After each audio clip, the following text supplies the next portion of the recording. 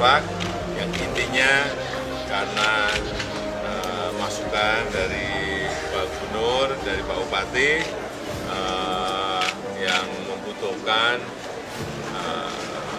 infrastruktur jalan sehingga produk-produk pertanian yang ada di Pegunungan Arfak bisa dibawa ke Manokwari dan dibawa ke provinsi-provinsi yang lain karena di sini memang produk-produk pertanian sangat banyak sekali, baik tadi kentang, ada wortel, ada kol, ada bunga-bungaan,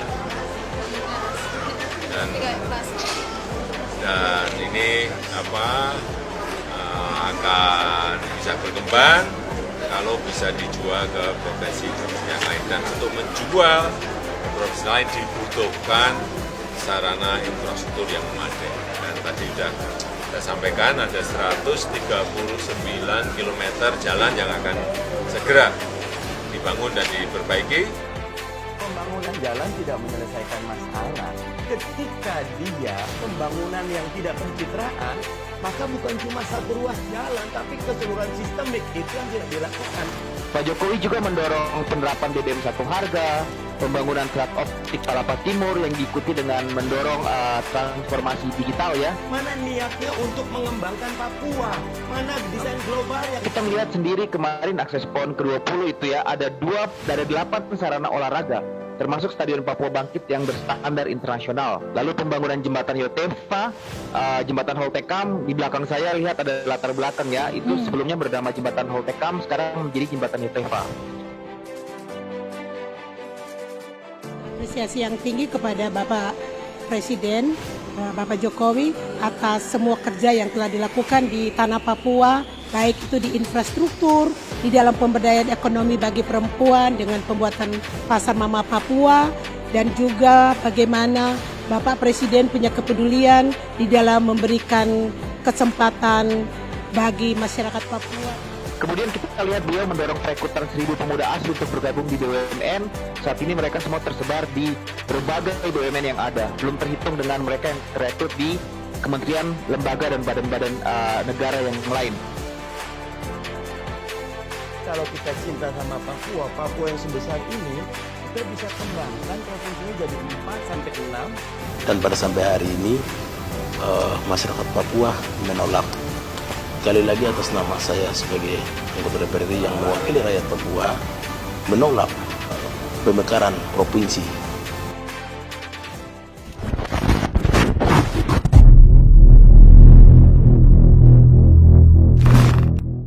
Pos lintas batas negara Republik Indonesia Papua Nugini PLBNSCO ini sebelumnya pos lintas batas ini yang tadi yang biasa-biasa jadi luar biasa.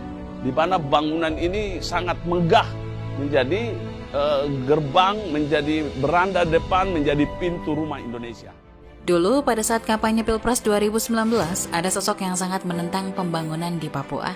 Adalah Mardhani Alisera, seorang petinggi di Partai Keadilan Sejahtera, yang kerap nyinyir terhadap fokus Presiden dalam pembangunan yang merata. Elegannya, tanpa membalas sekata apapun dari Mardhani Alisera, Presiden Jokowi tetap fokus tak peduli oposisi bicara apa. Ia terus membangun dan terus mengembangkan Papua hingga menjadi Papua yang sekarang. Papua yang tidak tertinggal dengan BBM satu harga dan perekonomian yang sudah maju. Di Jawa harga BBM hanya 7.000. Di sini ada yang sampai tadi Pak Gubernur menyampaikan, Pak Kapolda menyampaikan, di Mulia malah sampai 100.000 per liter, di Wamena 60-70.000 per liter. Saya nggak bisa seperti itu. Kalau di sana, di barat, di tengah, ya di sini juga harusnya sama harganya. Sehingga saya perintahkan ke Bu Menteri, carikan jalan keluar. Yang paling penting, saya minta harganya kurang lebih sama dengan yang ada di Jawa. Papua sekarang tidak minder lagi, bahkan sudah bisa bersaing dengan kota lain. Sebelumnya dulu, politikus Partai Keadilan Sejahtera atau PKS Mardhani Alisera menyindir pembangunan jalan Trans Papua yang telah dilakukan oleh Presiden Joko Widodo. Menurut Mardhani Alisera, pembangunan jalan tanpa diikuti pembangunan industri hanya menjadikan jalan hantu atau ghost town. Hal itu disampaikan oleh Mardani dalam acara Mata Najwa bertajuk Adu Kuat Kampanye pada Kamis 27 Maret 2019. Mardani mengatakan Jokowi tidak memiliki fokus pembangunan untuk memajukan Papua, hanya sebatas membangun jalan saja tanpa ada rencana pembangunan yang pasti. Mana blueprintnya, mana niatnya untuk mengembangkan Papua, mana desain globalnya. Kalau cuma jalanan nanti cuma jadi ghost town. Jalanan hantu karena tidak ada industrinya, kata Mardani, dikutip suara.com Jumat 28 Maret 2019. Mardani menilai pembangunan jalan Trans Papua tidak menyelesaikan masalah. Ia mengibaratkan pet agenting rumah bocor yang membasahi sofa. Pembangunan jalan hanya menggeser sofa dari tempat bocor, namun tidak menyelesaikan masalah kebocoran yang terjadi. Kalau saya kasihan dengan Pak Jokowi, ini bab kapasitas, jadi atapnya bocor kena sofa, sofanya digeser. Menganggap sofanya sudah tidak basah, padahal atapnya tetap bocor, tutur Mardani. Mardani pun menjelaskan bila memang ingin membangun Papua, Jokowi seharusnya menyiapkan rencana secara jelas, mulai dari menarik perusahaan besar ke Papua hingga mengadakan transmigrasi.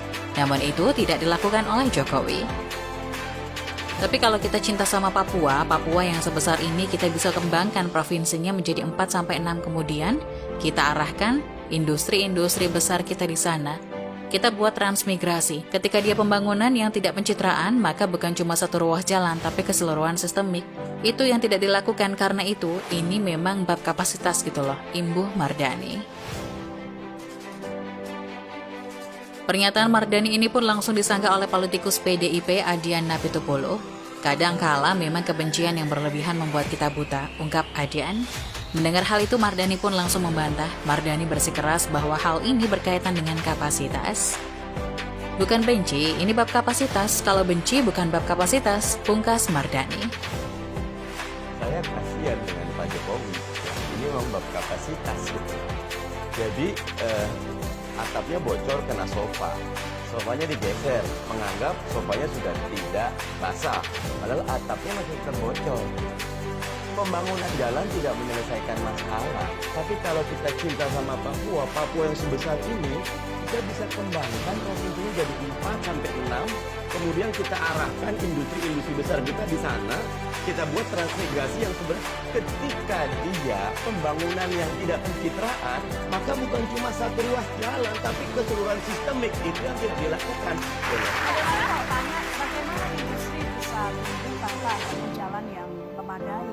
Setuju, tetapi mana blueprintnya? Mana niatnya untuk mengembangkan Papua? Mana desain globalnya? Kebencian yang berlebihan membuat kita buta.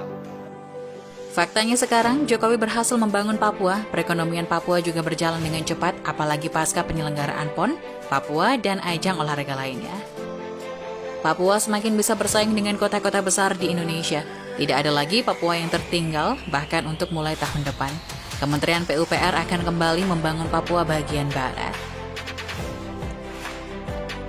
Pemerintah melalui Kementerian Pekerjaan Umum dan Perumahan Rakyat akan kembali menggeber pembangunan infrastruktur di Papua dan Papua Barat pada 2022. Menteri PUPR Basuki Hadi Muljono mengatakan Presiden Jokowi memiliki komitmen yang kuat untuk membangun Papua dan Papua Barat. Bisa dilihat dari jumlah kunjungan Presiden ke tanah Papua. Setiap berkunjung ke tanah Papua, beliau selalu memeriksa satu persatu setiap infrastruktur yang dibangun baik jalan, perumahan, air, terutama jalan perbatasan, jalan Trans Papua, dan pos lintas batas negara atau PLBN, kata Menteri Basuki di Jakarta Sabtu 4 Desember 2021. Sesuai dengan amanat Presiden Jokowi, Kementerian PUPR mengambil langkah-langkah terobosan pembangunan infrastruktur di Papua dan Papua Barat dengan lebih terpadu, tepat, fokus, dan bersinergi dengan kementerian atau lembaga dan pemerintah daerah. Menteri Basuki mengungkapkan Kementerian PUPR telah membangun 3 PLBN di Papua dan Papua Barat, yaitu PLBN Sko di Kota Jayapura, PLBN Sota di Kabupaten Merauke, dan PLBN Yetetkun di Kabupaten Boven Digul.